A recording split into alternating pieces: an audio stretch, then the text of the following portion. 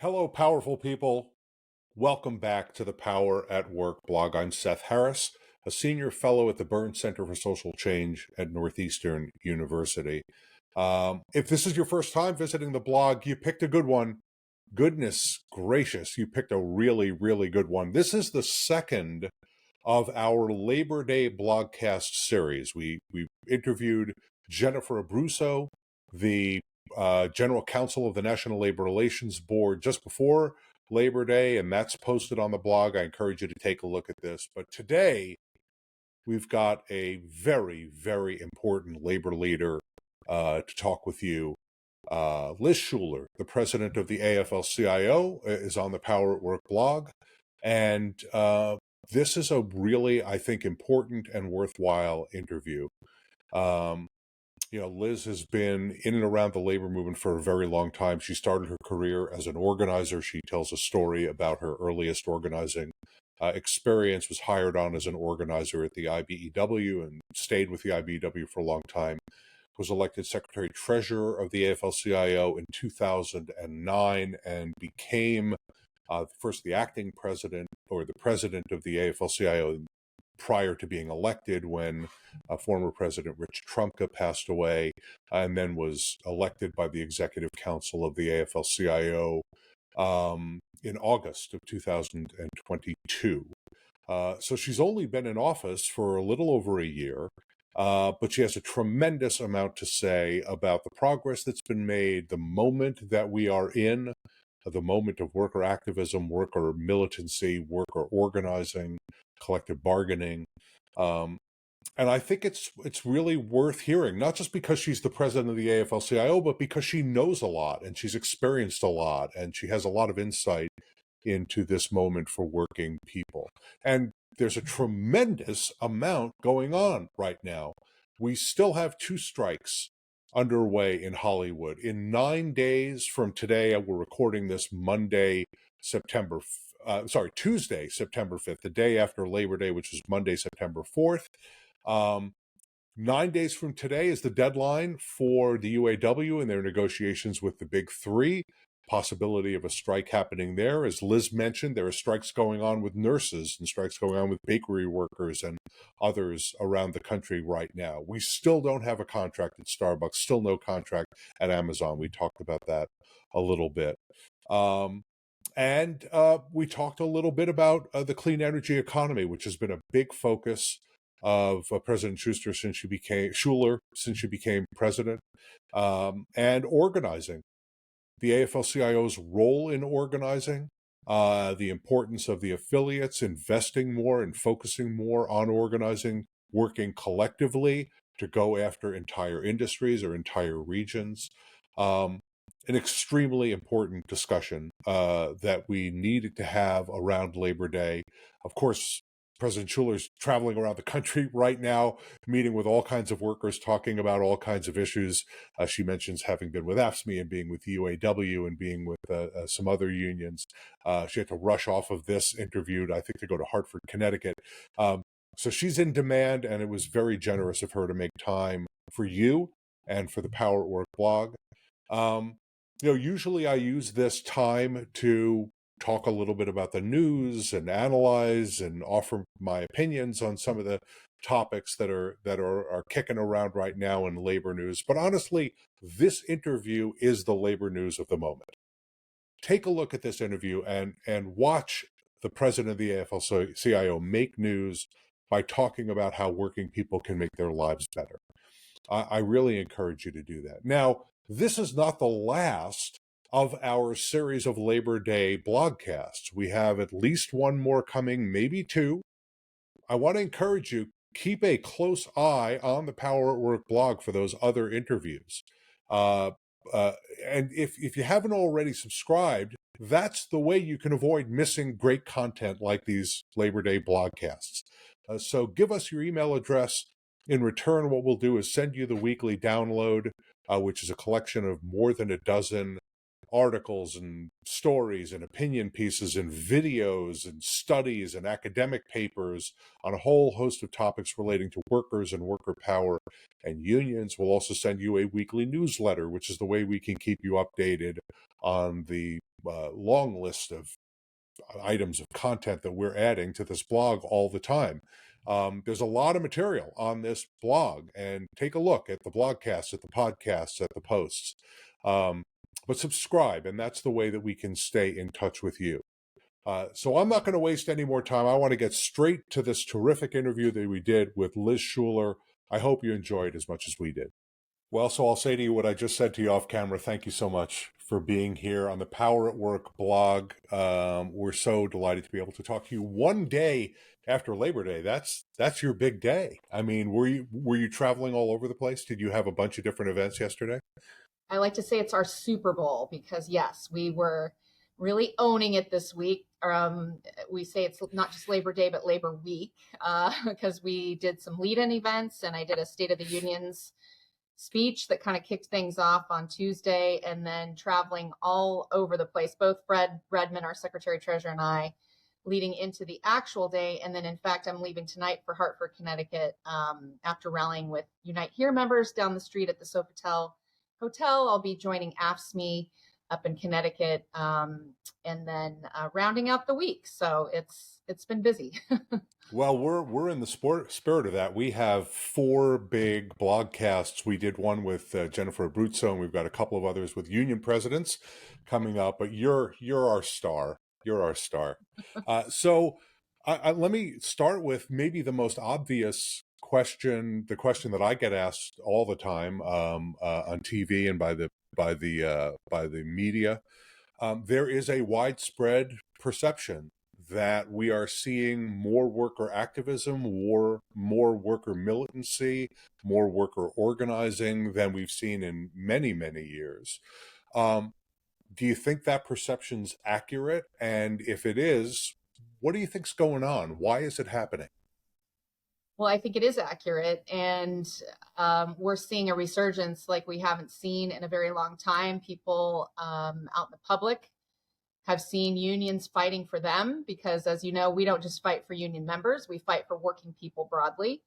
And coming out of the pandemic, I mean, it started before the pandemic, but just the sense that, people were working more with less, not being given the respect and dignity that they deserve, not having a voice in their workplace circumstances, having precarious work environments and unpredictable schedules, and just being fed up pretty broadly with watching companies make record profits and then not really seeing that translate into their paycheck.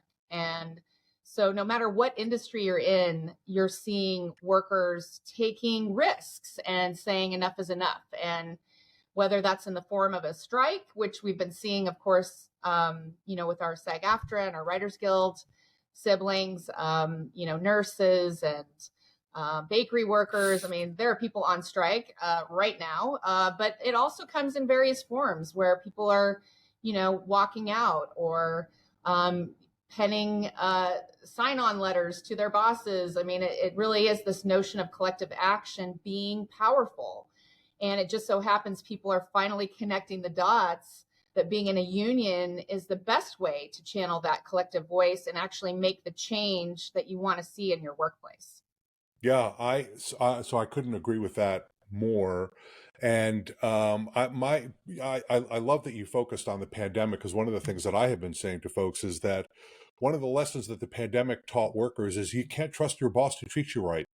You can't rely on your boss. You're better off relying on the people on either side of you and behind you in order to make your life better. Those are the people who are in the same circumstances as you, understand it better, and are more willing to fight alongside you to get you what's right. The boss's job is to make money, often off of you, not necessarily to do the right thing for you, which turns us to your absolutely favorite topic, which is organizing, right? And your first job in the labor movement was as an organizer for the IBEW. And I think, tell me if I'm wrong about this, I think your first assignment, or one of your first assignments, was to organize a unit in which your mother was an employee. Do I have that right? Well, yes, my mom and I actually were organizers together because I worked at the same company she and my dad worked. It was a local electric utility company. And it was back in the day. Remember when people used to go to work for a place and generations of people Yeah. worked there? It was like a family. The company saw it that way, where there was this sort of implied deal, right? That if we do well, you do well. And so when I worked there as a clerical worker, and my mom also worked in the office, the power linemen were in the union and the office workers were not. And the power linemen almost entirely men, and my guess is the office workers overwhelmingly women. You got it. You know these things. So the way the power linemen were seen and heard, and they had influence, they almost had this kind of swagger, when they walked around the building, because they knew that, they had that union backing them. They had an attitude.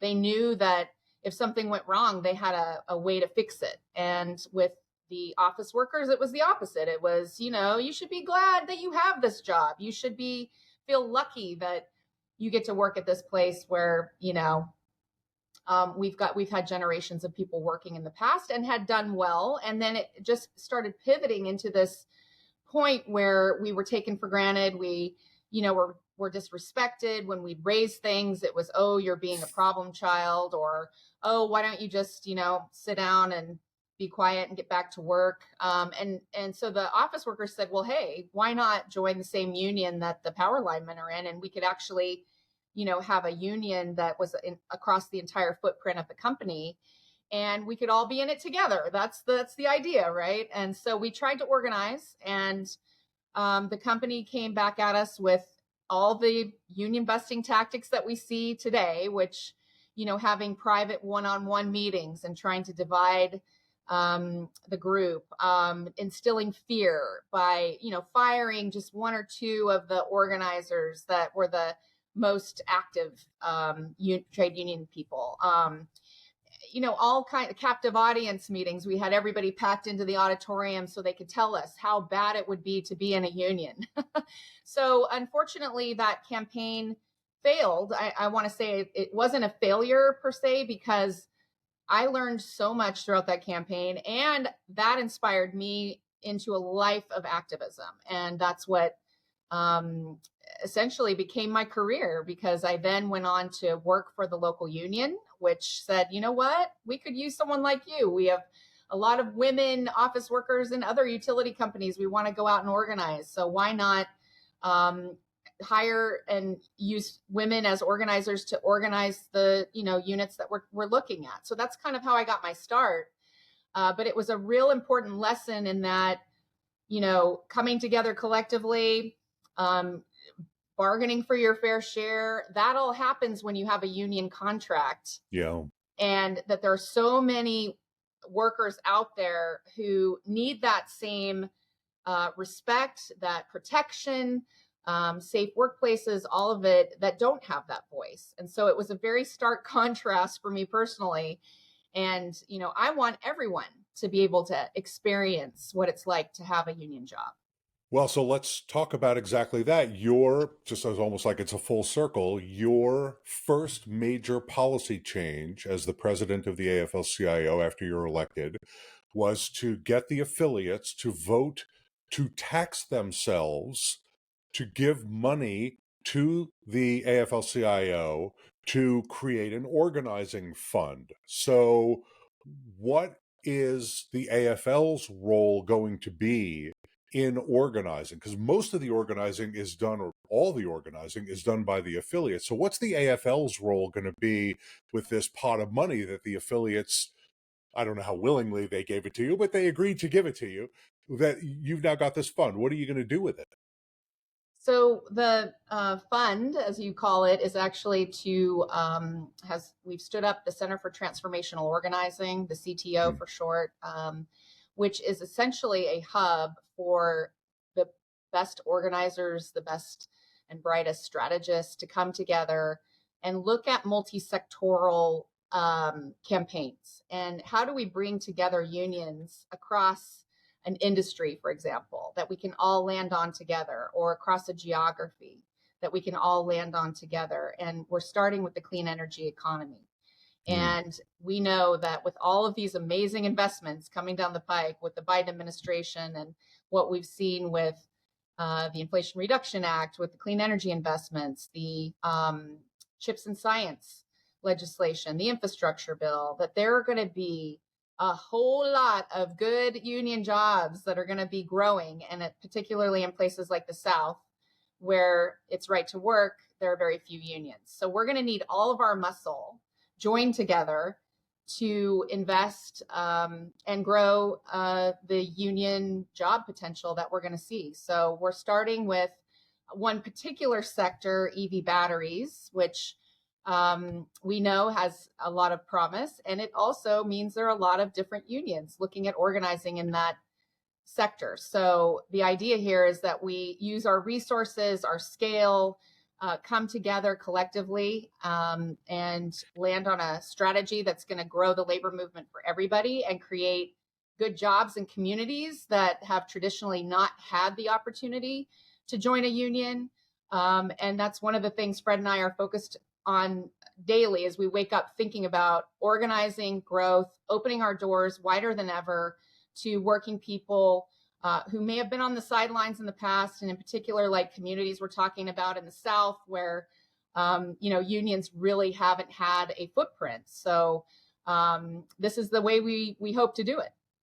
So is it your sense that in addition to the money that they're giving to the AFL, that affiliates are ramping up their organizing efforts? Are presidents and organizing directors telling you, hey, we're going to increase our organizing budget from X to 2X or X plus Y, or we're shifting resources that were on politics and it's going to go into organizing more workers? What's your sense of the affiliates' response to this seemingly huge demand for unions among working people that's out there today?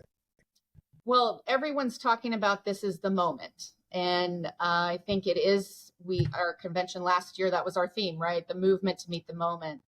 Because this is a set of circumstances that has come together in a way that we haven't seen in generations, where you have working people rising up in big numbers and taking chances, taking risks.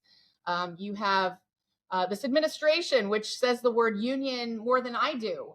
It's the most pro-union administration in our lifetime. So we have the bully pulpit, we have the policymakers on our side, and we have the public on our side.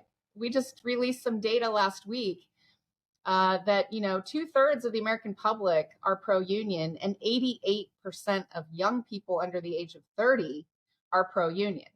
So if we're not taking advantage of this moment in time to, double down on organizing and growth in ways that we never have before, trying new things, taking some risks, then when will we? So that's what the CTO is inspiring.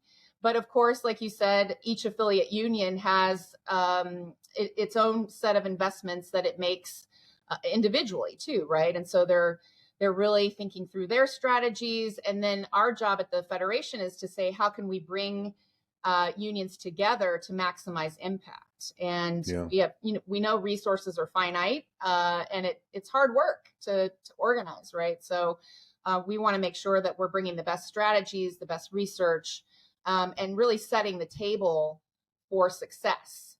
And so, yes, the affiliate unions are focused on organizing. The one thing that I'm seeing that's different is we're organizing in places that we didn't think were possible in the past. Industries and sectors that are largely non-union and have always traditionally been non-union are starting to see movement.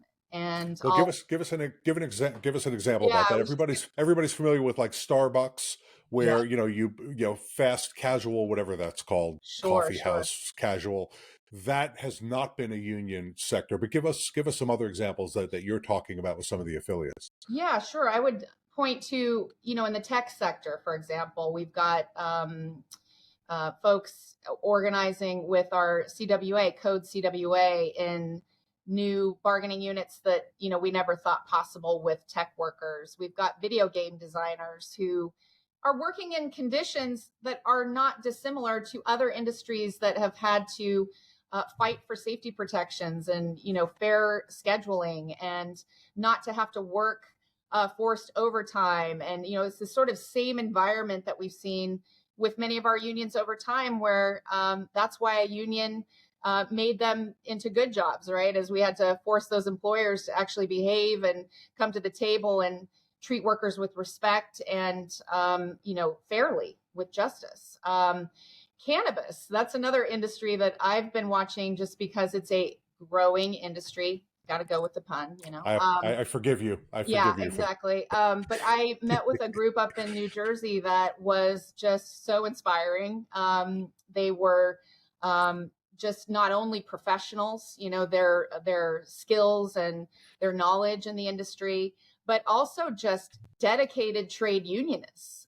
They discovered that, with a union comes power. And I remember talking with this bud tender who, had a craft and was, as I said, a professional, and was talking about how unfair it was that the industry was demanding non-disclosure agreements, and that, that they couldn't transport their skills if they wanted to go work somewhere else in a way that, that they owned. And so that was something that she wanted her union, to be active and that they wanted to bring into the collective bargaining process, because they said that's just blatantly unfair. So I think, those are a couple of examples, but really, like I said, with the young people, the interest in,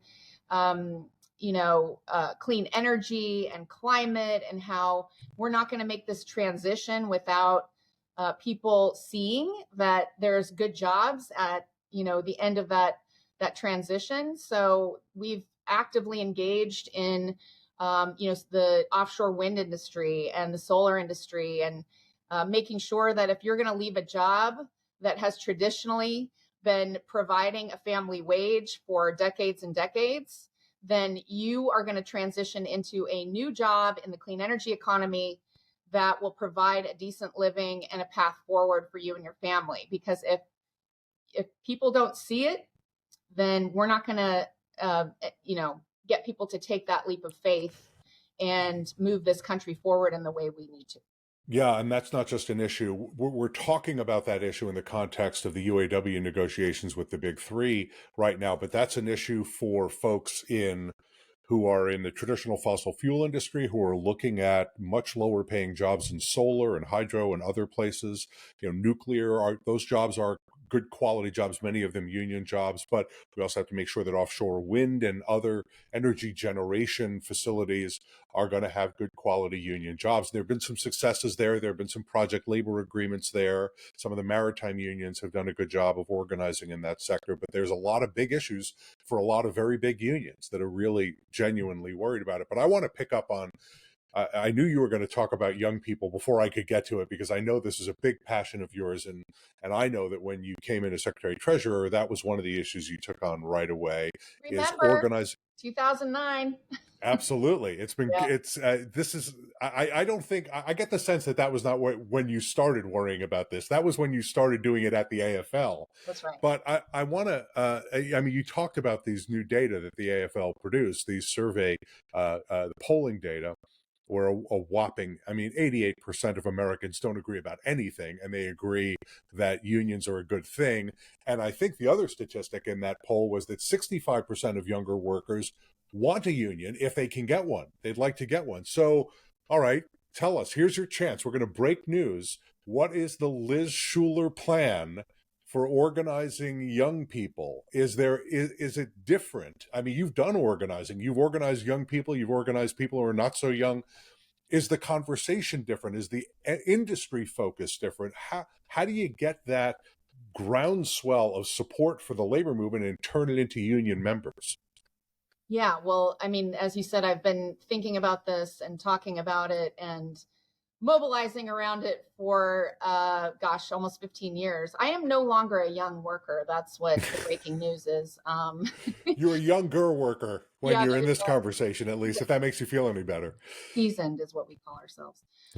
Young at heart. But the idea that there are all these young people out there that want to form unions, and let's face it, this generation is naturally aligned with the labor movement in so many ways. If you think about They're civic minded. They are used to working collaboratively. I think young people, Gen Z and millennials, know the power of the collective, which translates so perfectly into unions, because that's what we are. We're a collection of working people who want to make change, right? So they're coming together. They're taking, they don't have a lot to lose. I was just with a young worker panel we did in Kentucky last week, and they're saying to themselves, look, my parents, I saw what happened to my parents and my grandparents. They were able to make a decent living. They were able to afford a home, and now our generation is absolutely facing a dead end. This economy is broken. We're having to work 2 and 3 jobs to make ends meet. Homeownership, it's laughable that, with the price of housing particularly in urban areas. Never mind this notion of respect and decency. And really the important thing that came out of that discussion for me was this idea that we all are in it together. We need to just see each other as people and respect each other and accept each other. And that's where they're finding also, the labor movement so refreshing, is that it brings workers together across all backgrounds, across all kinds of work and geography and, circumstance. And so it's very appealing. But in terms of organizing, you're right. We're still facing the same barriers with broken labor laws. And very well, Seth, how broken our labor laws are, how they're tilted on behalf of, corporations who've chipped away at the protections over time. And so with the Starbucks workers, for example, they take a risk, they rise up, they organize, and then they can't get that first contract. So it's very frustrating, but it isn't stopping us. And we're going to continue to fight for labor law reform, as we always have with the PRO Act in Congress. But we're also finding that, young people are creative. And, over time, we have seen that young people find a way. And so we are, as I said, looking at all these new industries, ways to come together and show that the labor movement is modern, it's inclusive, it's dynamic, it's nimble and flexible and responsive to what young people see as their priorities, because often they're not the same as some of the traditional issues that we've faced in the past. So I will say that we are waking up every morning at the Federation, orienting our programming and our mobilizations around the issues that young people care about. So whether it's climate, tell us based on your conversation, because you spent a lot of time talking to young workers, what are the issues they tell you are the organizing issues of the 2020s? Well, if you think about every major issue happening to particularly this younger generation, all of those issues converge and run right through the labor movement. So as I said, with, climate change, runs right through the labor movement, because we're not going to get there if we don't bring working people through this change. And the labor movement is positioned perfectly to, not only help people ladder up into new jobs, but also to socialize and educate and, bring people along that may be very skeptical of what this change could mean for them. The issue of technology and artificial intelligence, yet another, disruptive issue that is affecting work, runs right through the labor movement, because we are on the front lines of how these technologies are implemented in the workplace. It's the centerpiece. It's one of the main issues in the strike in Hollywood. The 2 strikes that are going on in Hollywood with the Writers Guild and the actors. And they are front and center, absolutely, because they're in the middle of their strike. But also we've seen it in industry after industry, whether you're a hotel housekeeper, a bakery worker, someone who's driving a truck. I mean, technology is already here, and we're not going to stop technology. But what we're saying is you should have workers at the table. You should have a working person's voice in the decision-making process, in the development process on the front end, not just when it's implemented. So we're actually using the tool of collective bargaining to get working people's voices in the room and put the guardrails in place so that we're not just dehumanized and run over by technology. We're actually enabled. you make our jobs better with technology. And then if indeed we'll see some displacement, of course, that we have a plan, that we are able to negotiate investments in workforce development and training to help people ladder up into a different type of job, or to make sure that we have notice periods so that we have 180 days to actually figure out what the next move is, rather than having it land on us overnight. So those are some of the thoughts and strategies that we're working on as far as technology is concerned. Yeah, one of the let me just jump in if you don't mind. One of the big issues around artificial intelligence is that the labor movement has had so many experiences where technology is created for the purpose of replacing labor or driving down wages or taking job functions out of people's jobs to make their jobs lower quality and therefore lower paying. And the debate or discussion, the analysis, at least in the corporate world, is almost never, how can we use this to empower workers so that they can do even better, be more productive, and therefore make more money? And that is, to me, one of the core failures of the studios in the Hollywood negotiations, is that they viewed AI as a way to cut costs. And by cutting costs, they were going to cut writers, they were going to cut actors, they were going to take advantage of actors' likenesses in perpetuity with no compensation using AI. And it's not George Clooney that's going to be AI. It's going to be those background actors. It's going to be those actors who are not stars, who are secondary actors. And those are the folks who are going to end up losing what had been a middle-class wage and is now just sort of a contingent worker wage. So I think that really is going to resonate with the workers who are most familiar with that technology. The people who are using ChatGPT are not my age. They're the age of the workers that you're talking about, folks under 30 who know what's coming. They can see it. They understand what's coming. Oh, absolutely. And I'm so proud of our SAG-AFTRA and WGA members, because they are really putting a stake in the ground for everybody. And you think about, this is a very high profile fight, but as I said, this disruption, there is no job that's immune. And even our jobs, Seth, I'm so sorry, but we're going to be facing too. It's not just image and likeness. It's, essentially all of the back end work that can be automated. It's, thinking about how algorithms are managing how work flows. I was just with some hotel housekeepers recently where they were actually being told to clean rooms in the most inefficient way I've ever heard of, because the algorithm was programmed to clean the high rollers rooms first. So it had the housekeeper ping-ponging over floors that made no sense versus cleaning in sequence, which would make a lot more sense to me.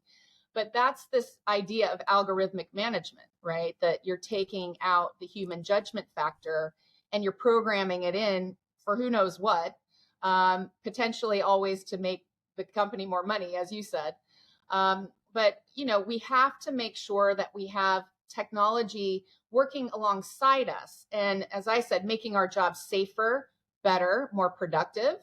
And by the way, we should share in the productivity gains that these technologies are enabling. And so if you look back to a lot of the tech companies that we all know today, our tax dollars were the ones that generated most of the ideas that those private sector players took off and ran with and are now making billions of dollars with.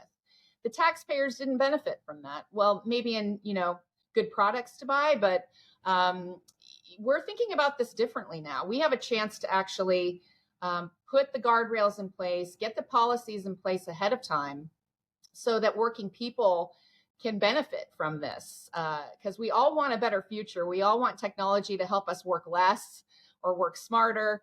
But if we aren't deliberately at that table with workers' voices in the room, thinking about the society that we want to build together, then we'll just see more of what we're seeing now, which is inequality widening, a handful of billionaires that are going to take off with more money, and the rest of us will be left holding the bag.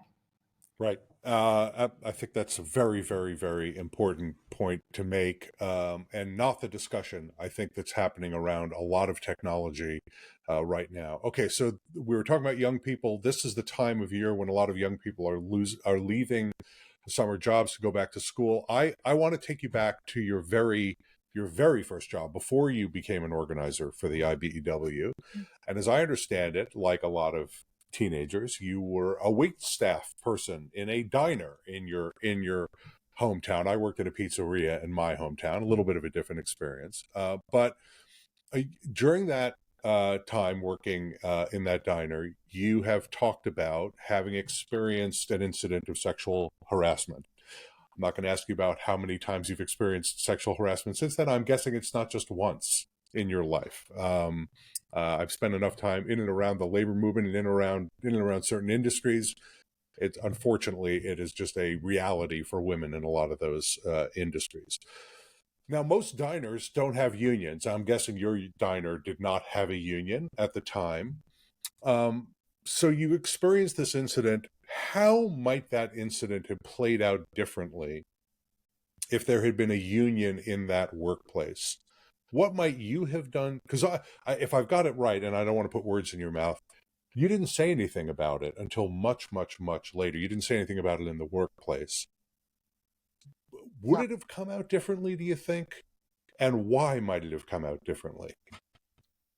Wow, that is an interesting thought. Well, first I'll just say yes. I, like many young women, when you get your first job at the age of 16, at least that's when I started working, you don't really know your rights. You just kind of show up and you try to blend in. And I know that I was so nervous that half the time I, was trying to just figure out what to do and if I was doing it correctly, and so that I wouldn't get fired. That was my fear. But as in with many restaurant environments, you have sort of front of house, back of house environment. And I was in a place where we pooled our tips, right, with everybody in the restaurant. And really, you need those tips to survive. And so the situation was basically as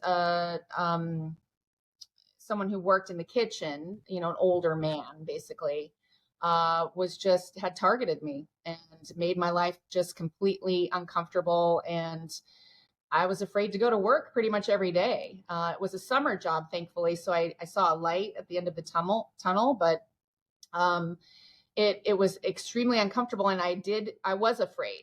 I was afraid to say anything, and he made it clear that I couldn't say anything.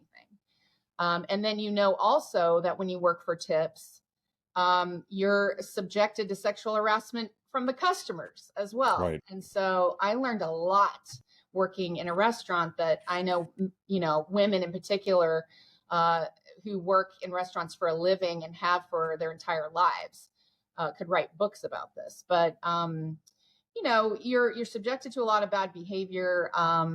You're new, you don't really know what to expect, and you just don't think you have a voice, or you don't think you have any power. And I think that's what would be different if it would have been a union environment. I probably, A, would have known more about my rights. B, I would have known I could talk to somebody because the union would have my back.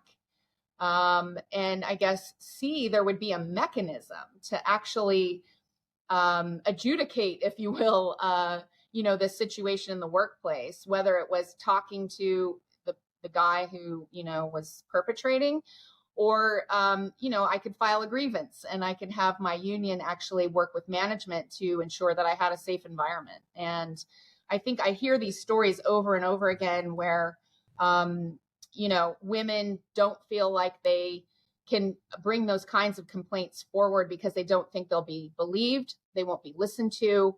And in the past, they weren't. And I would say even in some cases in a union environment, particularly in a male-dominated one like I grew up in, there wasn't an awareness. There wasn't, education of our leadership even on how to deal with it.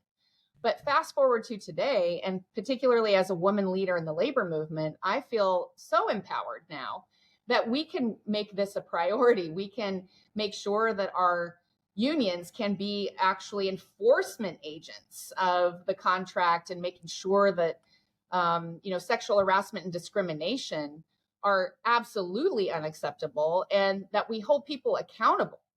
And so that is what is powerful about having a union, is that you can actually, hold people's feet to the fire when things are going wrong. Yeah, can I just say one of the reasons I wanted to talk with you about this, and thank you for that accurate, passionate, clear explanation of how it's different in a union workplace. I think that this is one of the benefits of having a union that is most undervalued, least understood by workers. Because as a 16-year-old kid, you weren't going to sue the employer because of this guy in the kitchen. And most women, not just women, but women in particular, who experience harassment, they're not going to go get a lawyer except in the most extreme cases. So they have to bear it. But in a union environment, you have somebody in the workplace whose job it is to enforce a contract, not the law, but the contract that protects you against discrimination. And it's not just against sexual harassment and sex discrimination, but race discrimination, disability discrimination, age discrimination, unfairness in general. And so I hope that lots and lots and lots of women who've experienced a version, and sadly there's an endless variety of versions of what you went through, but have experienced a version of what you went through, will hear one of the most powerful women in America talking about it happened to me too, and a solution to your problem is a union. Because I really firmly believe that, and I know you share that view.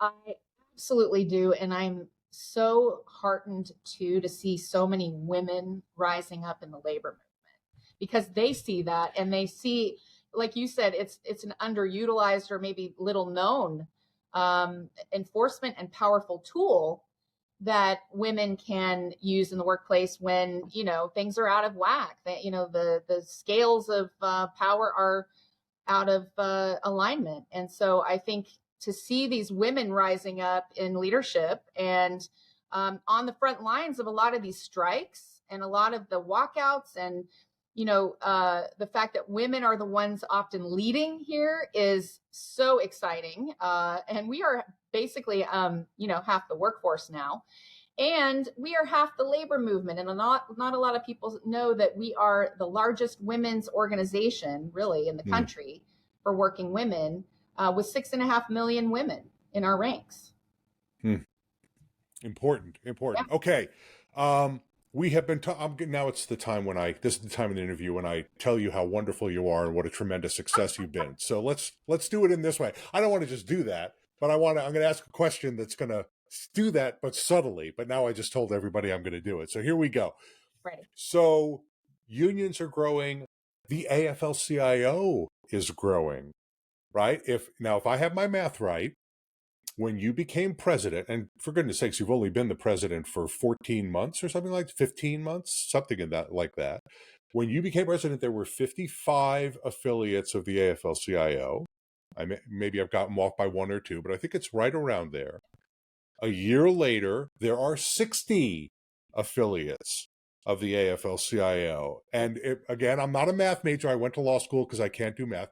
That's 5 new affiliates. And one of them is, speaking of women and power, the Women's National Basketball Players Association, the Major League Baseball Players Association, which only tripled its size or something like that when they signed up the minor leaguers, Tony Clark, a fantastic leader, and the Major League Soccer Players Association. I apologize that I don't have the names of the other two here. So, yay you. Now I want to know about the future. Are there discussions underway that you're willing to share, and it's just you and me, nobody's watching, to bring other unions under the AFL-CIO umbrella right now? Here's a chance to make some news. Our doors are open wider than ever, Seth. And you're right, those examples you just mentioned, we're very proud of. Because when Fred and I took over, we thought, this is the moment.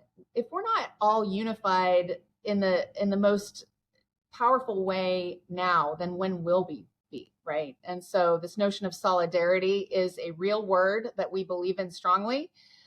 Whether you're affiliated with the Federation or not, we fight with, we fight for every worker, no matter which union you're in and if you're in our umbrella or not. But I will say, we're working collaboratively and closely with unions in so many facets of the issues that are so important right now, and particularly as we're preparing for 2024, and we know how important the upcoming elections will be, and for all of us to be aligned, working closely together. We, of course, endorsed President Biden earlier than we ever have, and in a more unified way than we ever have before, with NEA and SEIU and, so many of our unions in Philadelphia, last spring. So I guess the answer is we're working on it. We're working on a unified labor movement. Solidarity is solidarity. Working very closely with SEIU, for example, on the Starbucks campaign. We have actually now embedded that campaign deeply in the Federation, and using our network. As you know, we have a network in every state, in every major city in this country. We're the only institution left in America that can mobilize real working people on a moment's notice. And so we're doing that day in and day out for campaigns like Starbucks. So their fights are our fights. And, when the Teamsters win a historic collective bargaining agreement with UPS, we lift up and celebrate that victory. And you certainly did. You certainly did. I was happy to see that. You were tweeting and you were out on television talking about the Teamsters, and deservedly so. Their victory is our victory. I mean, they've set the tone, and now we're looking at UAW, all eyes on UAW. I was just with them on Labor Day in Detroit. And it's a ripple effect, and it's, gives us energy and inspiration, and both, the positive side of lifting that up, but also, the back end of strategizing together and learning from each other's, successes and opportunities. So I feel like we're there. We're a movement on the rise. We're ascendant, and now's the time. Okay, so I won't press you on the Teamsters, SEIU, and NEA. That's what my notes tell me I'm going to do, but I'm not going to do that because there's two questions I'm dying to ask you. You do that in public anyway, right? So I know you're not going to. You wouldn't tell me. It's okay. You could sort of do a head nod in one direction or another. But I desperately want to talk to you about politics, and we will. But we're running a little short of time. But I want to ask you this, because you mentioned the UAW. How do you see that seemingly very, very difficult negotiation playing out? Because what I see, I'll tell you what I see right now is the UAW is looking to get back the concessions that they made in the past, because the companies are doing just great now. They're making billions and billions and billions of dollars in profits. The reason that the union gave those concessions was to help the companies become profitable again. They're here, and now the union's saying, okay, time for us to get our fair share, time to get rid of all these onerous, unfair rules that we were forced to agree to. But I don't see the companies moving in their direction necessarily. Maybe some, but I don't see any sort of tentative or preliminary agreements happening. I'm not asking you to speak for President Fain or for the UAW, but what's your sense of the likelihood of success in these negotiations between the UAW and the Big Three? Yeah, and it's a storied relationship over many, many, many years, right? They've got a deeply embedded way of bargaining, and I know Sean Fain is trying to shake that up and basically let them know that our members are fed up. And I talked to many of them on Labor Day. This two-tier system that they put in place, they made the sacrifices when the company was in trouble, hoping that at one point they'd be rewarded. And here we are, where they're making big investments. They've got billions of dollars in profits, and they're looking at these joint ventures and, looking to expand their footprint in the EV space. And they're looking at low roading the future, and that's unacceptable. And so the workers are saying enough is enough. And if we aren't able to put a stake in the ground now, when we have all this support and the environment is the way it is and the momentum is with us, then when will we? So I believe they are very serious. There could potentially be a strike. It's a last resort, Seth. That's when negotiations break down. That's when the collective bargaining process, reaches a stalemate, when that tool is supposed to be the tool where we sit across the table from each other. We negotiate in good faith and we reach a fair deal. And that is not happening at the moment. We are hopeful that the parties will reach a deal and they're back at it, I know, but we have a little under 2 weeks until the deadline. And I know that the working people of this country, and in particular, the members of UAW, are ready to do whatever it takes to get their fair share. The big question is whether the companies are hearing what the members are saying. You know, we've seen a number of circumstances where tentative deals have been struck, and the membership has said, no, that's not what we meant. We meant something significantly better than that, and you need to do better. So we're going to be interested to see sort of how that plays out. Okay, here is the last question, then I'm going to let you go. I feel like I'm stealing from America's workers by taking it, but we'll charge you overtime. I can't afford your overtime, Liz. Yeah, right. Come on. Okay, so you talked about the early endorsement of President Biden, the earliest endorsement ever by the AFL-CIO. A couple of dozen other unions have also endorsed. But, you know, I had a lot of conversations with the political directors back in 2020 and even earlier about how many members of unions voted for President Trump in 2016, and then a smaller number, but still a substantial number in 2020. How should unions communicate about all the issues we have been talking about today, given the stakes of the 2024 election? And is it possible, because my sense is that those union members are really passionate about their unions, about worker rights, about collective bargaining. They're not sort of conservative Republicans when it comes to trade unions. They're headbanging, crazy, screaming, we're for the union types. I had a cousin like that who was a union plumber. There was nothing he was more passionate about other than his family than the union, but very conservative politically. Is it possible to make the right to organize and the right to bargain collectively a bridge issue for those Trump voters in 2024? Absolutely. We already know that, like you said, the union is the place that really bridges the divide. It can cut through the noise. And we know we're in this era of misinformation, disinformation, people going down these social media rabbit holes. But when they hear from their local union business manager, they pay attention. They open their ears. And so what we're doing is engaging in the earliest than we ever have, most potent political mobilization that we've seen, at least in my time that I can remember, because we're starting a 365, 7 days a week, 24/7.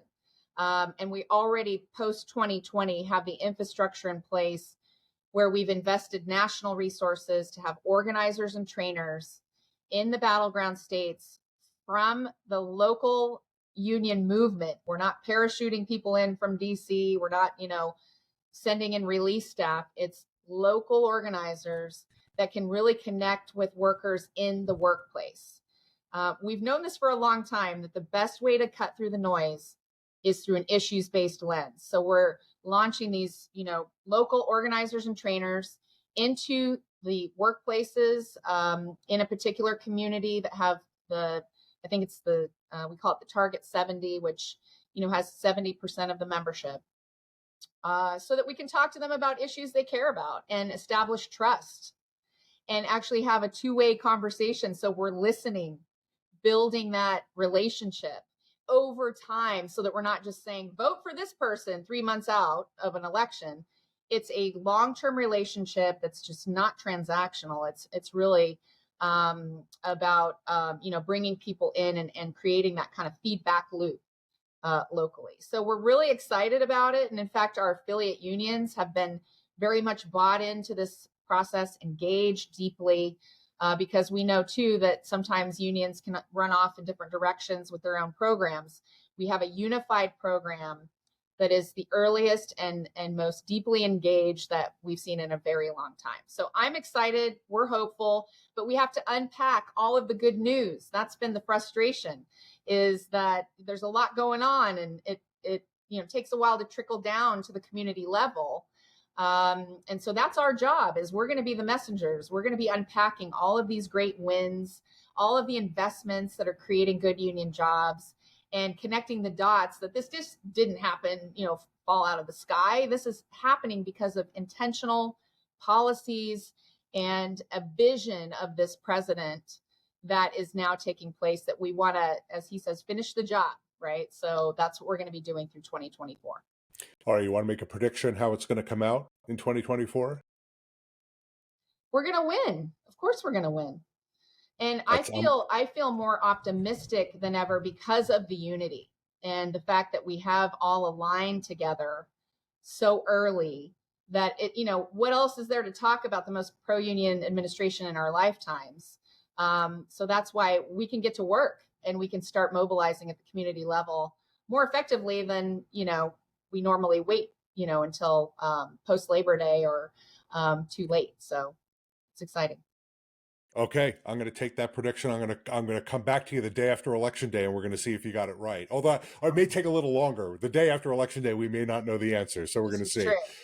But let me say, I can't imagine anybody better to lead the labor movement into unity, into solidarity, and into victory than Liz Shuler. And Liz, I so appreciate your taking time to be with us today. Such a terrific discussion. Always a great one. We're going to have you back as soon as we can. But right now, because I have so many friends in that building, I don't want to lose any because I'm keeping you so long. So really appreciate you. Thanks for being here. I'm on my way to a picket line with the Unite Here. So. All right. Good luck. Thank you. And thank you for your leadership too, Seth, and for being such a supporter and friend. Well, how about that? The president of the AFL-CIO telling you how the 2024 election is going to come out. You don't even have to watch election night now. You know how it's going to come out. But I hope you thought, as I did, that was just a terrific, candid, serious interview with a very serious person. Opportunity for some laughs, always, with Liz Shuler, because she's just a pleasure to be with, as you can see. But also a lot of great insights. And you can see the depth of commitment that she brings to working families and to working people like her parents, union members, and middle-class folks for whom unions made their life possible. And Liz has dedicated her life to organized labor and to working people and to helping to empower working people. And I think you saw that here. So as I said, there are more Labor Day blogcasts to come. The surest way for you to know about them is to subscribe to the blog, but you can also connect with us on social media at Power at Work Blog on Twitter, at Power at Work Blog on Threads, at Power at Work Blog on Instagram. Do you see a theme developing? Now on Facebook and LinkedIn, you just have to find our Power at Work page and follow the Power at Work page. But follow us on all of those social media outlets, as well as, I think I mentioned Instagram. We're also on TikTok. If you're inclined to TikTok, I called it Twitter. I know I'm not supposed to call it that. It's got a new name now. I just can't bring myself to say it. I don't know why. Follow us on social media, but more importantly, subscribe to the blog. That's the best way for us to keep you informed, keep you connected. And if you want to send us ideas, if there are story ideas you want to share with us, if you want to offer a commentary, if there's a blogcast you'd like to see, connect with us on social media, send us a direct message, and that'll be a really good way to do it. All right. Thank you so much for watching this Power at Work blogcast. We've got another one coming up really soon that I think you're not going to want to miss, a really important one. We will see you on the blog again really soon.